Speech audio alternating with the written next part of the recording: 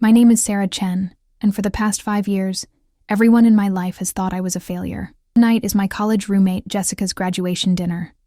She's finished her MBA at Northwestern, and her parents have rented out the private dining room at Gibson's Bar and Steakhouse in downtown Chicago. The October wind whips through the streets as I walk from the parking garage, my black blazer doing little to protect me from the chill. I pause outside the restaurant's glass doors, watching familiar faces from our college days.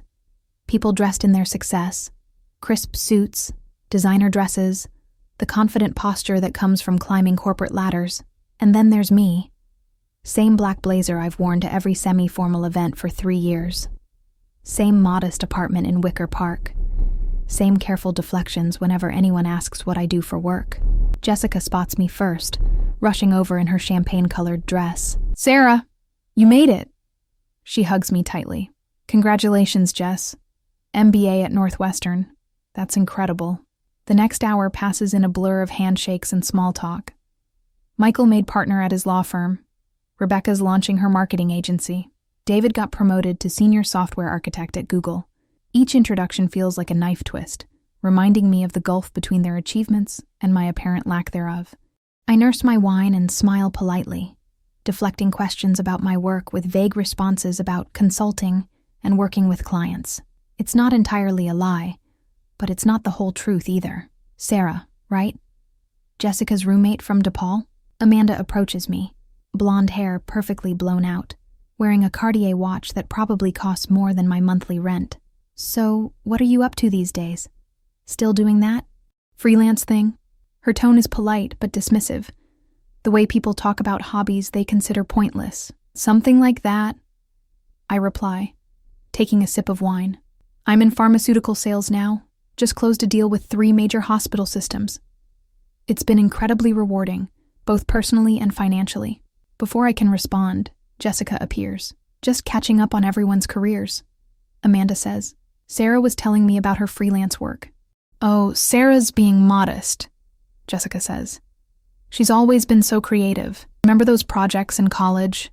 Writing and design stuff?" Amanda nods slowly. "Right. Well, it's nice to have hobbies." The word hangs in the air like a judgment. What Amanda doesn't know, what none of them know, is that while they've been climbing their corporate ladders, I've been building something else entirely, something that would shock them, something that would make Amanda's pharmaceutical commission look like lunch money. I've spent 5 years carefully constructing 2 separate lives. In one, I'm Sarah Chen, the struggling freelancer. In the other, I'm someone whose work has been seen by millions, whose creative decisions have influenced entire industries, whose annual income would make their salaries look like pocket change. My phone buzzes. A text from my editor at HarperCollins, news I've been waiting 3 months to hear. "We were just talking about success," Jessica says, cheeks flushed with wine. "How we measure it. I think it's about impact," says Michael. "How many people you affect through your work." "For me, it's financial security," Amanda adds. "Being able to take care of yourself without depending on anyone else." They'll each share their definition of success, then turn to me with barely concealed curiosity about how I, the apparent failure, define success. But tonight, I'm not playing that game. Tonight, I'm going to show them exactly what success looks like. "You know what I think success is?" I say, setting down my wine glass carefully. "I think success is doing what you love and being damn good at it, even when nobody knows it's you." Amanda raises an eyebrow. "That's very philosophical, Sarah. But don't you think there's something to be said for recognition?" "Oh, I have a reputation," I reply. "Just not under my own name." The table falls silent. Jessica leans forward. "What do you mean?" I pull out my phone, navigating to a familiar app. The notification count makes my heart race. 2.3 million likes on my latest post, 847,000 comments. But I don't show them that. Not yet. While you've all been building your LinkedIn profiles, I've been building something else entirely. I stand, walking to the window overlooking the Chicago River. "Amanda, you mentioned impact. How many people have you affected through your pharmaceutical sales?" "Thousands, maybe, over the past few years." "Michael, your legal work?" "Hundreds, if you count class action suits and pro bono cases." "David, your software at Google?" "Millions." The features I've developed are used by millions daily. Millions, I repeat. So you'll understand why I've been quiet about my work. Because when your audience is in the hundreds of millions, anonymity becomes survival. I sit back down. I'm a novelist. And before you think about the struggling writer stereotype, I'm the novelist behind the Midnight Chronicles series. The reaction is explosive. Rebecca gasps. David's eyes widen. But I focus on Amanda's expression. Slow dawning realization, followed by panic. "You're Elena Voss?" Jessica whispers. "That's right." I show them my author dashboard, sales figures that would make their annual salaries look like pocket change. 7 books, all New York Times bestsellers. The first one's been #1 for 32 weeks. Netflix paid 8 figures for TV rights. "That's impossible," Amanda stutters. "Elena Voss doesn't do public appearances. No one knows what she looks like. Because I am intensely private. Do you know what happens when you're a successful female fantasy author? You get stalked. Death threats. Harassment from fans who think they own you." I show them my latest royalty statement.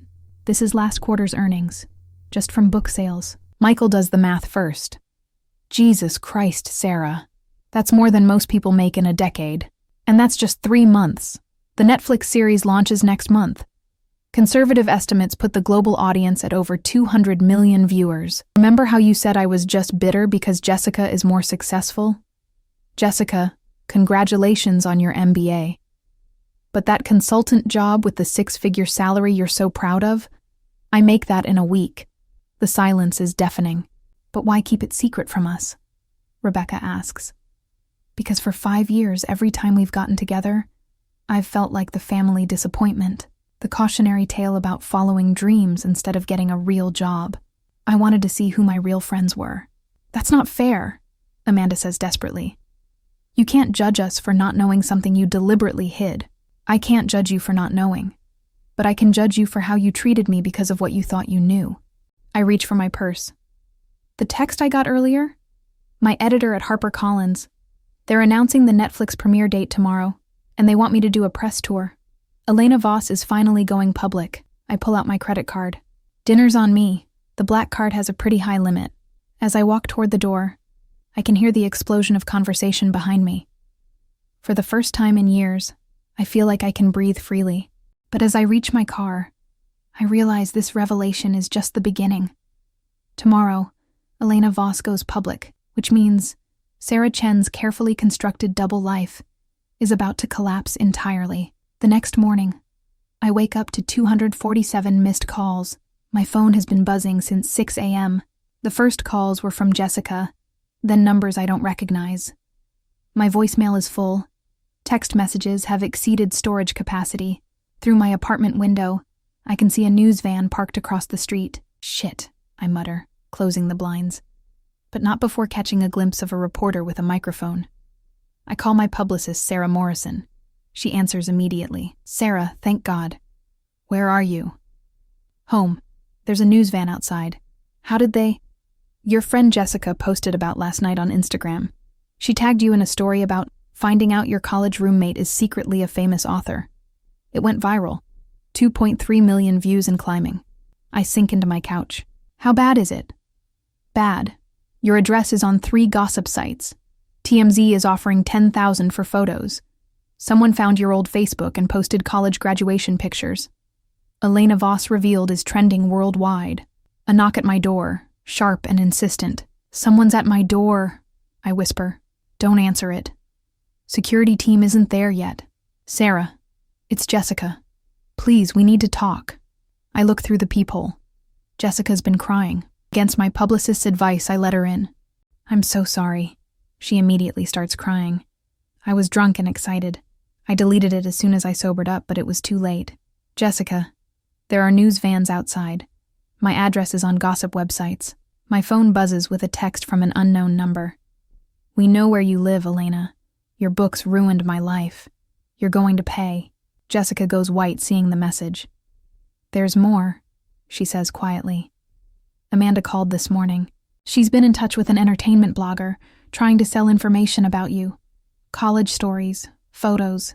The betrayal hits like a physical blow. Amanda's selling stories about me? Some guy named Derek Phillips, celebrity gossip site. He's offering money for information about Elena Voss's secret college years. My phone buzzes. My mother, calling from California. Mom, I can explain everything, but right now I need you and Dad to not talk to anyone. But Sarah, this article says you've made millions writing books. Is that true? Yes, Mom, it's true. I'll explain later, but I need to get somewhere safe. 3 knocks, pause, then 2 more. The security signal. 2 professional men introduce themselves as Mike and Tom. We're here to get you out safely. Service elevator to the parking garage. We have a car waiting, but we need to move now. Jessica wants to come. No, I reply firmly. You've done enough. I made a mistake. I was drunk and excited. No, you didn't think. Just like Amanda didn't think before selling stories about me. Mike and Tom escort me through service corridors to a black SUV. As we drive away, I see reporters running toward cars to follow us. Where are we going? I ask. Lake Forest, safe house. You'll stay there until media attention dies down. But as the city disappears, I realize media attention is the least of my problems. Elena Voss has been revealed, and now I have to decide who I want to be moving forward. 3 weeks later, I'm in a conference room at HarperCollins, looking out at Manhattan. The media storm has calmed, but my life's transformation is far from over. Sarah Morrison sits across from me, tablet displaying interview requests. The Today Show wants you next week. Good Morning America the week after. Stephen Colbert's people have been calling daily. The Netflix premiere is in 2 days, Sarah continues. The red carpet event will be seen by 50 million people worldwide. How are you feeling? Sarah asks. Terrified, I admit. For 5 years, Elena Voss was a character I played. Now she's becoming real. You don't have to be ready. Just be yourself. Fans want to know Sarah Chen, the woman who created the worlds they love. My phone buzzes with another text from Jessica. Daily apologies I haven't responded to. What about my privacy? My safety? We've hired security. Working on a new apartment with better security. But Sarah, your life has fundamentally changed. There's no going back. I walk to the window. I keep thinking about that dinner. It felt so satisfying, so vindicating. But I destroyed my own life to prove a point to people who weren't really friends. You didn't destroy your life. You revealed it. My mother calls. Sarah, honey, how are you holding up? I'm okay, Mom. Still adjusting. Your father and I are so proud. Not just for the success, but for the courage it took to build this career on your own terms. Even though I lied for 5 years, you didn't lie, honey. You protected yourself. Her words hit with unexpected force. Mom, I'm scared. What if I can't handle this attention? Sarah, you spent 5 years writing bestsellers while maintaining a separate identity. If that's not strength, I don't know what is. After hanging up, I realize she's right. What I've accomplished required incredible discipline and mental fortitude. I pull out my laptop and start typing. My name is Sarah Chen, and I am a best-selling novelist. For 5 years, I hid behind a pseudonym, convinced that anonymity was safety. But safety is an illusion. The only real security comes from being authentically yourself. Writing something new? Sarah Morrison asks. Maybe. Or maybe figuring out who I am now that Sarah Chen and Elena Voss are the same person. And who is that person? Someone who's not afraid to be seen anymore. Someone who's learned that hiding isn't protecting yourself. Someone ready to own her success instead of running from it. Through the window, the sun sets over Manhattan. Tomorrow night, I'll walk the red carpet. Cameras will flash. Millions will see my face for the first time. You know what? I say, closing my laptop. I'm ready for tomorrow night. Ready to be Elena Voss in public and Sarah Chen in private.